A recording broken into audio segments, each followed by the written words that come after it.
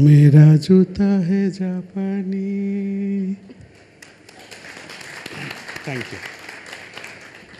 That was fantastic. Thank you so much for lightening up the entire evening.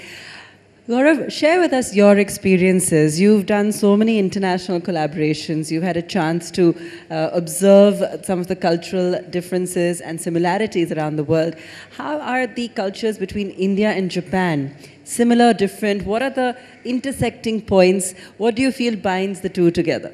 Thank you. Wonderful question, Abha. Whenever I try to embrace another culture, meet a musician from a different tradition, I always try to look for the differences first. Because in isolation, we are unique. Every tradition, every form of music, they have evolved hundreds and thousands of kilometers away. So they look different, they sound different. The instruments are different, even though the principles are same. You will have a stringed instrument. Instead of having the frets or the bridge of the sitar, on the koto, the beautiful Japanese instrument, the plugged instrument, they have a movable bridge which keeps moving, and hence you get other notes. The sound is very distinct, very different. So whenever I collaborate with another musician, my collaboration with Japanese musicians, I always tell them, retain who you are, and I retain who we are, and let's try and meet with our differences, because then what we create is something unique and very different. Otherwise, if they end up playing rags, and I end up playing the pentatonic scale Japanese music is quite known for, it will sound very similar to who we are and who they are, and why are we collaborating then? So it's good to embrace the differences and get to learn their culture, and that's exactly what I did in all my collaborations. Also with the collaboration I did with these wonderful Japanese musicians who came on a scholarship through the Japanese Foundation here in Delhi. And we spent quite a lot of time together. They came to my home, in my music room. We sat for hours trying to find that sound we are trying to create. I didn't want to tell them about rags, and I didn't want to learn. We just played for the first few hours, and then we found common grounds. And what came out was very, very nice. People loved it. And that's how I approach any collaboration I do. I'm going to ask you to, in a moment, play something that has been popular with your Japanese audience. But I'm going to go across to Kauri as well and understand from her what made you pick up the Odissi style of dance. What drew you to it? You spent so many years perfecting the art. Good evening. Meifun Kaori Naka. Konbanwa. My name is Kaori Naka. When I was 18, 19, I used to travel a lot Asian countries, and when I came to India, I saw Odissi at the Ragrajpur in Orissa. It's a very small art village. Then I was so impressed, and since then I started learning this dance. We will have the pleasure of watching Kaori dance as well a little later. But first, what was the reaction in Japan, Kaori, to you doing Odissi? It must be an art form they're not familiar with. I think in Japan, Odissi is quite popular. Of course, Indian classical art, dance, music it's not big field, but I think some people are really fond of it and really deep in it, because the Indian classical art is really deep. Okay. So we know that Japanese influences have infiltrated Bollywood. But what resonates when it comes to Japanese audiences, when it comes to our music? I think it's our scales, especially the pentatonic scales, like a very beautiful haunting melody, which we play very often in the morning. Sitar sound.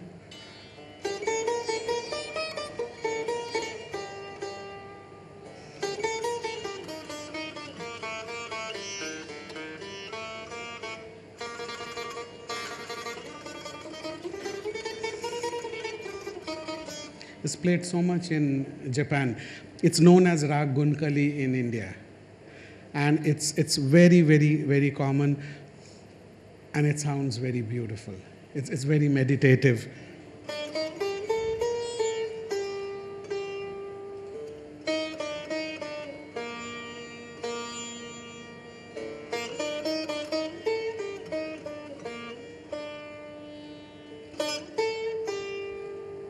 And what makes it different is the slur or the mead we have. But we do have shrutis or microtones, which is also used in Japanese music, very much. And the slur is there especially on instruments like the shakuhachi, the flute. And you hear it, but it's executed differently.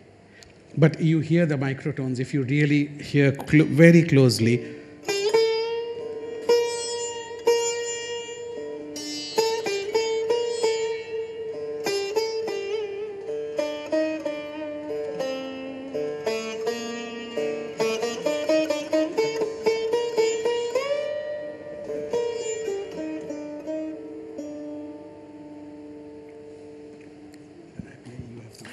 Thank you. Thank you. Thank you. Tell us a little bit about your journey as well, Gaurav. You know, yeah, go ahead. My journey has been now almost 30 years long, performing in India, in my country, where I love performing, collaborating in India with Indian musicians, especially from the South, which has got a very distinct tradition, the Carnatic music, then doing music for films, and also working with Western musicians in India. It's been a great experience. Then traveling abroad, meeting wonderful musicians like Philip Glass and Daniel Hope, working with the Chicago Sinfonietta, writing the concerto, working with Chinese musicians, with the Shenzhen Symphony Orchestra. I did my premiere of my first concerto celebration a few years back. Collaboration always is very, very, very important for me because it makes me grow. I think out of the box, and I try to create something original, something different, something challenging, even for me. So the sitar pieces I play in my collaborations are very different to what I play in my classical music with the tabla, the classical tradition. So, but the process is a very learning experience for me. I learn so much. I learn about their culture, I learn about their instruments, I learn how they have learned, because as you know, for us the tradition is so very personal.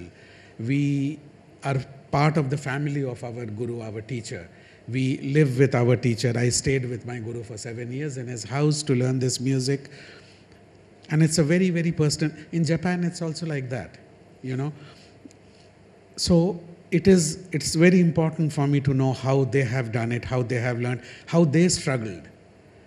So my journey is still continuing. I'm still very much in the beginning of my, whatever little I play, I know, and I hope I still find a lot of experiences going forward for a long, long, long time. Thank you.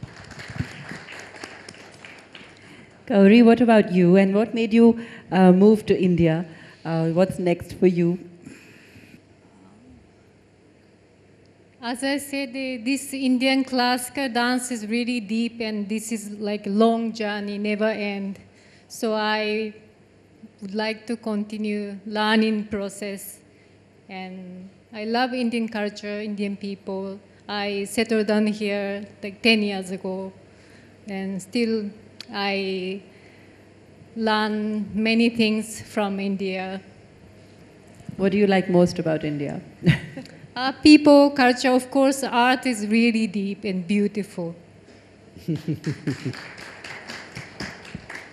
know, we're talking about, you know, the Indo-Japan conclave and so many opportunities for partnership and growth and so forth. You know, how do you see an increase in integration, even when it comes to art and culture going forward, just in terms of what you've seen, how you feel things have perhaps changed, how receptive people are to giving a platform to artists, to classical music and the arts as well, to keeping those alive, in the current scheme of things? It's not just today. There has been a lot of give and take when it has come to music and art and culture.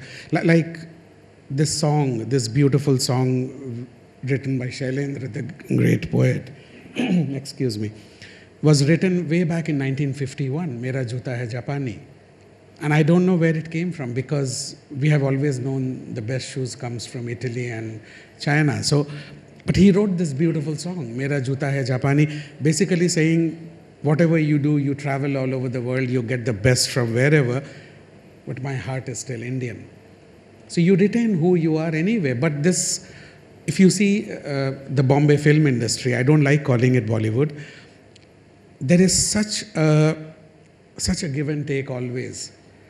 The orchestration of Bombay film music is exemplary, because they have taken the best of the Western music, especially the harmony, orchestration, and incorporated our melodies, our rags, and made Indian composition. So when you hear that orchestration, it's correct in terms of technique when it comes to harmony, counterpoint, but it's very Indian.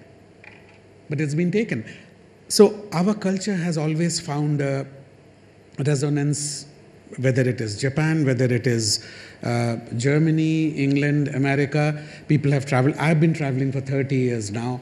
My guru, Pandit Ravi Shankarji, who took this music and culture to the world, his elder brother, Uday Shankarji, way back in 1930s, took this music and dance to all over the world.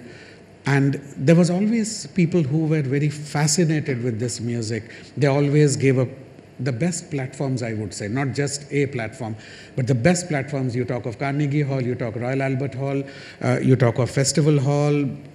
They all have seen this music for the last at least 70, 80 years, 100 years. So there is always a room. Now, how do you do it? If somebody is starting today, how does he find the platform? How does he find a way to go abroad? I don't have an answer. But if you're good in your work, if you are open, if you really embrace everybody who comes along your way, you will find a way to find the right platform which you deserve. And there is always room to do so much. There's so much more to be done. Gauri, when you moved to India, and in the recent years that you've been practicing, firstly, what is your routine like? How long do you have to practice, and how often do you perform? And secondly, what was the experience in coming back to the land of Odissi dancers, really, compared to being in Japan, where I'm guessing there would be fewer? When you've come into the Indian, space, how has that experience been in working with other artists and other dancers? First of all, my routine, I start from yoga in the morning. And its program is all depends on the organizers. Whenever I get the opportunity, I never say no. I'm happy to dance because it's passion to dance. And what was it? And have you had the opportunity to interact with some of the other dancers here in India? Yes, still I have been learning under Guruji, so I perform with other dancers, and actually they are really good because they are Indian. I'm not Indian, so there's a huge gap. I cannot explain, but it's huge gap. I have to learn a lot because I'm not Indian, so I'm not born as a dancer, in India. So I have to learn a lot about culture. So it's endless. Got it. Gaurav, would you play something else for us? Sure, definitely. What would you like to hear? What would you like to hear, everybody? Okay, I'll play some melody which belongs to this part of the day, and hopefully you'll like it. Thank you. I need little better sound for my sitar. If I can have little more volume.